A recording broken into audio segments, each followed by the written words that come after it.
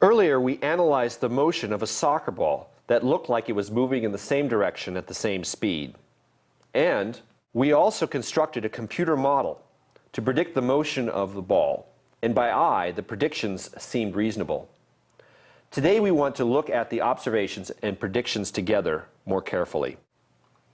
In the overall scheme of our thinking, today's discussion will link the earlier observations with the construction of the modeling by engaging in the process of evaluation, where we will compare our observations to our model predictions and constructively critique the comparison. To do this, we're going to focus today on comparing the ball's observed position and the predicted position plotted versus time on the same graph. We'll discuss here the first steps for making this graph in a spreadsheet. To obtain the predicted position versus time for the model, we need to activate certain lines of code in 3 separate places marked by the word optional in all caps. We can make the code lines we need active by uncommenting those lines. That is, by following the instructions that are given in each section and uncommenting by removing the leading hashtag symbol so that you end up with a code that looks like this. Our code file lives in some directory on our computer. When we run the code, it will generate a new file named pythontest.csv in that same directory. This file can be opened up in a spreadsheet. The way we have our code set up now, it will write the time and the x position of the ball into that file once every iteration.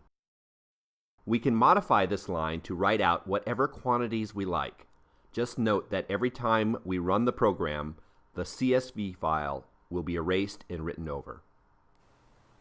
Now, to obtain the observed position versus time, we open the tracker file as shown here, containing the position data we determined from our earlier analysis.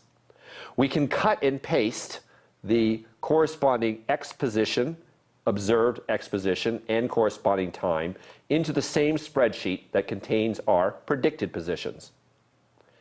Now, given the wide variety of possible spreadsheet applications that could be used for plotting, we will not go into details about that here and handle that discussion about spreadsheets elsewhere.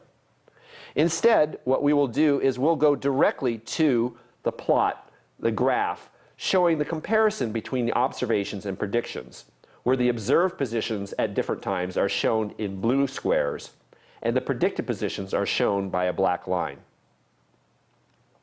First, we should recognize that at early times, the predicted positions aren't really predictions.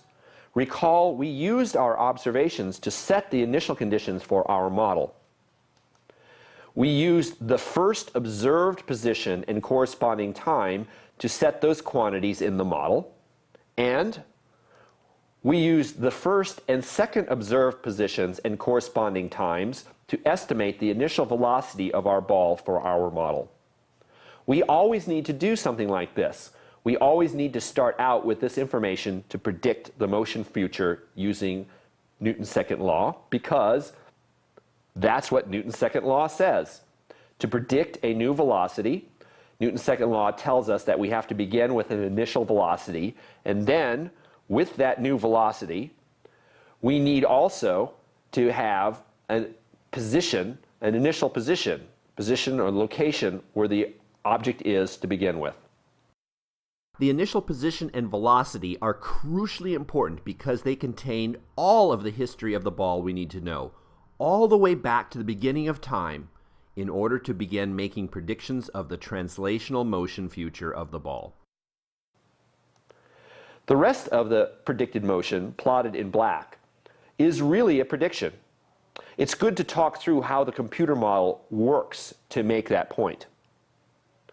Before we do that, let's remember that the model implements our fundamental principle here, Newton's second law, where beginning from initial conditions and knowing the system mass, we can look a short time into the future, and we can predict the new velocity as well as the new position. But to make that all work, we need to specify the total interactions, which in this case, we make the assumption that they are 0. This is exactly what the code is doing.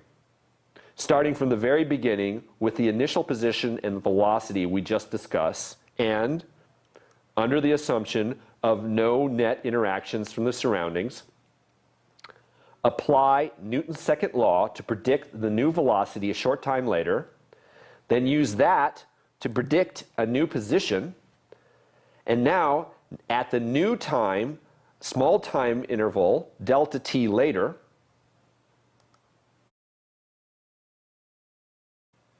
we start over and we do the whole thing again and again and again. With each pass through the loop, we keep advancing the time a small time step delta t. So the predicted position versus time shows, as we saw in the graph, a linear behavior.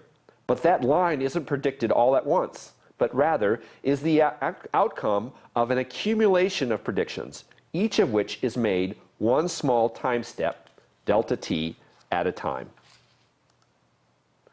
The end result, starting from 0 net interaction as our assumption, looks like it does a good job of predicting our observations. But it's good to make some critiques to make improvements.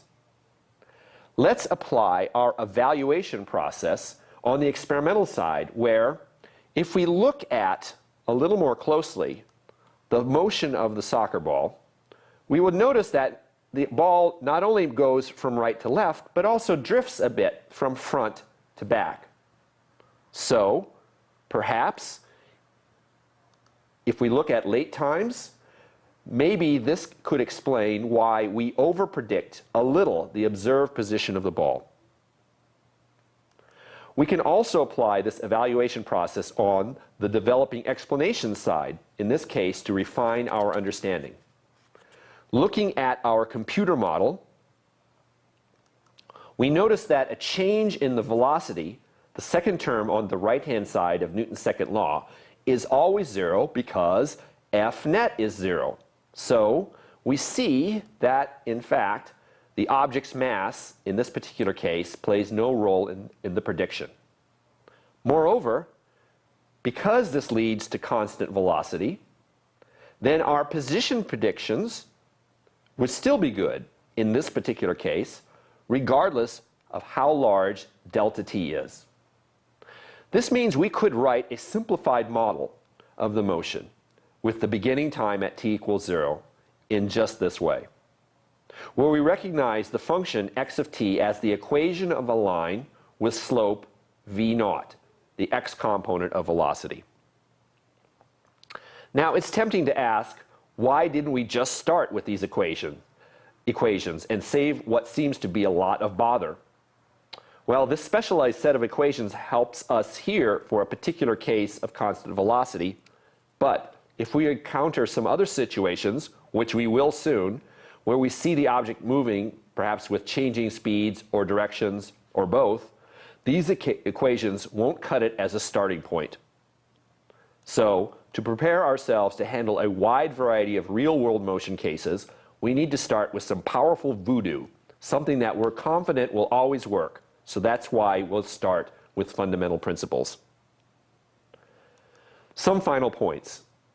Newton's second law for no net interactions has a special name. It's called Newton's first law. Here's one way to state Newton's first law. When our system has no net interactions with its surroundings, the system moves at constant velocity.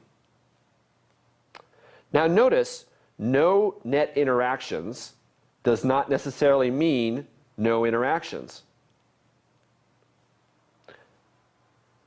So, for example, if we look at the soccer ball we saw earlier, we're pretty confident that the soccer ball is interacting. It has the pull of the Earth's gravity, and the ball is in contact with the surface. Newton's first and second laws don't let us figure out how many interactions there are in any given situation. All they tell us is that if the interactions add up to 0, The object must move at a constant velocity. Later, we'll see that all we need to know to predict the translational motion of an object is the total force on that object. That's all that matters to Newton's second law. Now for the zero net force case, you might have thought that no net force means the object doesn't move. It remains at rest. Well, that is one way for the system to have a constant velocity, a constant zero vector. But we now know, and we have seen, that we can also have a velocity that is non-zero and constant, meaning we have motion in the same direction at the same speed. Incidentally, our code could handle this case, predict the case where the ball moves, if you want to call it that, with zero velocity. How can we modify our code to do that? Here's the answer. We see here that we would have to have, at the start of the motion prediction, the object's initial velocity be equal to the zero vector. How did it get that way?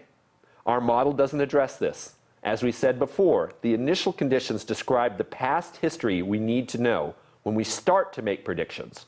But the initial conditions don't tell us why the initial motion started the way it did.